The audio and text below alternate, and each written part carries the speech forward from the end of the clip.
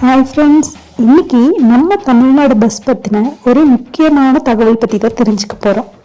ரொம்பவே நீங்கள் இன்ட்ரெஸ்டிங்காக தெரிஞ்சுக்க விரும்புகிற ஒரு விஷயம். அதாவது என்னென்னா, டிஎன்எஸ்டிசி பஸ்ஸோட ஒரு நாள் வருமானம் எவ்வளோ வரும் அப்படிங்கிறத பற்றி தான் இன்னைக்கு வீடியோவில் நம்ம பார்க்க போகிறோம். வாங்க வீடியோக்குள்ளே போகலாம். ஃப்ரெண்ட்ஸ், நம்மள நிறைய பேர் தினமும் பஸ்ஸை தான் ஒரு இடத்துலேருந்து இன்னொரு இடத்துக்கு பயணம் செய்கிறதுக்கு பயன்படுத்துகிறோம். அப்படி நம்ம பயன்படுத்துகிறத கூடிய அரசு பேருந்து ஒரு நாளைக்கு எவ்வளவு சம்பாதிக்கின்றதை பற்றி என்னைக்காவது நீங்கள் யோசிச்சிருக்கீங்களா? ஒரு கவர்மெண்ட் பஸ்ஸுக்கு தினசரி எவ்வளவு வருமானம் வரும், எவ்வளவா இருக்கும், அதை பற்றி பார்க்கலாமா?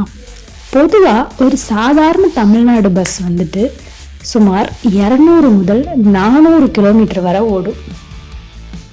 அப்படி ஓடக்கூடிய பஸ்ஸு எந்த ரூட்டில் ஓடுது, அதில் எவ்வளோ பேசஞ்சர்ஸ் பயணிகள் ஏறுறாங்க, அது நகர பேருந்தா இல்லை நீண்ட தூர பேருந்தா என்பதை கொண்டு தான் அதோட வருமானம் மாறுபடும்.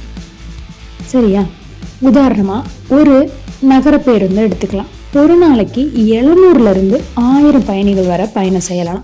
சராசரியாக ஒரு பயணிக்கான டிக்கெட் கட்டணம் 10லேருந்து 20 ரூபான்னு நம்ம வச்சா கூட ஒரு நாளைக்கு அந்த பேருந்தில் சுமார் 7000 முதல்ல 15000 வரை வருமானம் வரதுக்கு சான்ஸ் இருக்குது.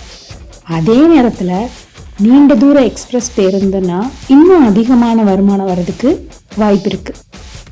ஃப்ரெண்ட்ஸ், அந்த மாதிரி லாங் ட்ராவல் எக்ஸ்பிரஸ் பஸ் இன்னும் இதில் வருமானம் அதிகமாகவே வரும். சில ரூட்களில் பஸ் ஓடுறப்போ ஒரு நாளைக்கு 15000லேருந்து 30000 வரையும் கூட வருமானம் வரலதுக்கு சான்ஸ் இருக்குது. ஆனால் ஃப்ரெண்ட்ஸ், இந்த எல்லா அமௌண்ட்டையுமே நம்ம லாபம் மட்டும் நினச்சிடக்கூடாது. ஏன்னா பஸ்ஸுக்கு டீசல் செலவு, டிரைவரு, கண்டக்டரோட சேலரி இருக்குது, அது இல்லாமல் பராமரிப்பு செலவு இருக்குது, சில பார்ட்ஸ் ஏதாவது ஃபால்ட் ஆயிடுச்சுன்னா அது சேஞ்ச் பண்ணணும், அது இல்லாமல் காப்பீடு இருக்குது, வரி இருக்குது, இது போன செலவுகளும் இருக்குது. அந்த லாபத்தில் ஒரு பஸ்ஸில் ஒரு நாளைக்கு 100கணக்கான லிட்டர் டீசல் பயன்படுத்தப்படுது. அதோட டயரு மாற்றணும், என்ஜினை பராமரிப்பு பண்ணணும், சர்வீஸ் பண்ணணும், இந்த மாதிரி பல செலவுகளும் இருக்குது. அதனால தான் அதிக வருமானம் வந்தாலும் கூட பேருந்துகளில் அதிக லாபங்கள் இயங்குறதில்லை. சில கிராமங்களில் பார்த்துருப்பீங்க, மக்களோட வசதிக்காகவே குறைந்த வருமானத்துக்காகவே அரசு பேருந்துகள் இயக்கப்படுது. சில டைம்லலாம் கிராமங்களில் பஸ்ஸுகளெல்லாம் ஒருத்தர் 2 பேர் கூட ட்ராவல் பண்ணுறதை நம்ம பார்த்துருக்கலாம்.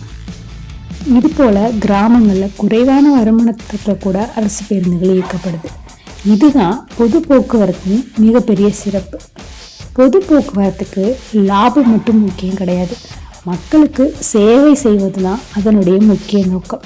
அடுத்த முறை நீங்கள் அரசு பேருந்தில் பயணம் செய்யும் போது அந்த ஒரு பேருந்துக்கு பின்னால் எவ்வளோ பெரிய நிர்வாகமும் செலவுகளும் இருக்குன்றத நினைவில் வச்சுக்கோங்க.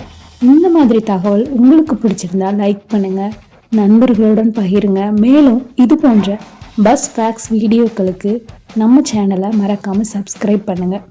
நன்றி. மீண்டும் ஒரு சுவாரஸ்யமான தகவலோடு சந்திப்போம்.